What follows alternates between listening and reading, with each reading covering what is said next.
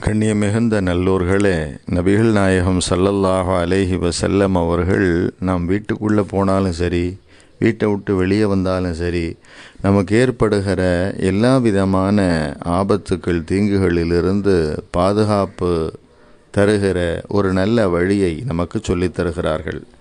பொதுவாகவே ரசூல் அக்ரம் ஸல்லல்லாஹு அலைஹி வஸல்லம் அவர்கள் சொல்லித் தருகிற அனைத்துமே நம்முடைய பாதுகாப்புக்குத்தான், நம்முடைய ஈருலக வெற்றிக்குத்தான், நமது கபர் வாழ்வினுடைய வெற்றிக்குத்தான் அனைத்தையும் ஸல்லல்லாஹு அலைஹி வஸல்லம் சொல்லித் தர்றாங்க.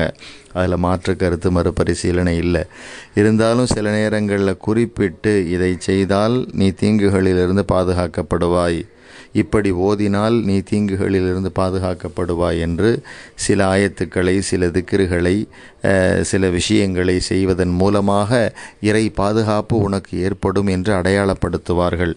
அந்த வரிசையில் நீங்கள் பார்த்தீங்கன்னா பெருமானார் ஸல்லல்லாஹு அலைஹி வஸல்லம் சொல்கிறாங்க, எவரொருவர் வீட்டுக்குள் நுழைந்ததும் 2 ரக்காத்து தொழுது கொள்வாரோ, நல்லா கவனிக்கணும், யார் வீட்டுக்குள்ளே நுழைஞ்ச உடனே உட்காந்து தண்ணியை குடிக்கிறது, டிவியை பார்க்குறது, சாப்பிட்றது, தூங்குறது, கதைக்கிறது அப்படிங்கிறத சொல்லலை.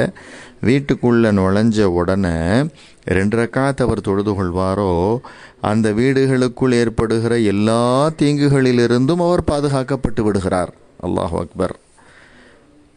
இன்றைக்கி பார்க்குற வீட்டுக்குள்ளே நுழைஞ்ச உடனேயே அங்கே சில பல மனக்கசப்புகள் ஏற்பட்டு விடுகிறது, மனைவியோடு சண்டை அல்லது பிள்ளைங்களோட சண்டை, இந்த மாதிரி ஏதாவது ஒரு கச்சாம்சம் ஏற்பட்டுறது இல்லையா?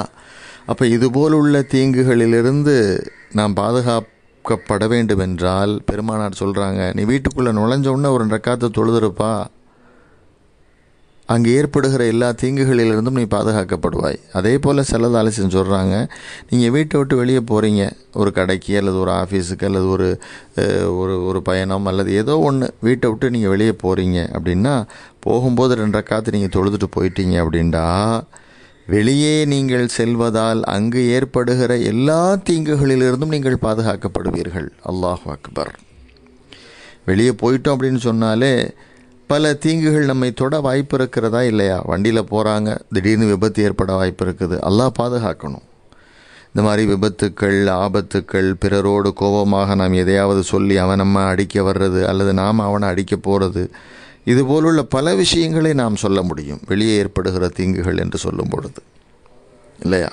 அப்போ இது போன்றுள்ள வெளியே ஏற்படுகிற தீங்குகளிலிருந்து நாம் பாதுகாக்கப்படணும்டா, நீ வீட்டை விட்டு வெளியே போகும்போது 2 ரக்காத்து தொழுதுகோ, அல்லாஹ் உன்னை பாதுகாத்திடுவான் என்று நபி அவர்கள் அடையாளப்படுத்துகிறார்கள். வீட்டுக்குள் நுழைந்ததும் 2 ரக்காத்து தொழுதுகொள், வீட்டுக்குள் ஏற்படுகிற தீங்கிலிருந்து பாதுகாக்கப்படுவாய்.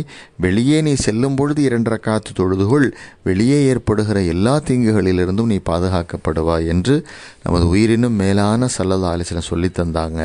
இதை பின்பற்றுங்கள். அல்லாஹ் கிருபை செய்வானாக. ஆமீன்.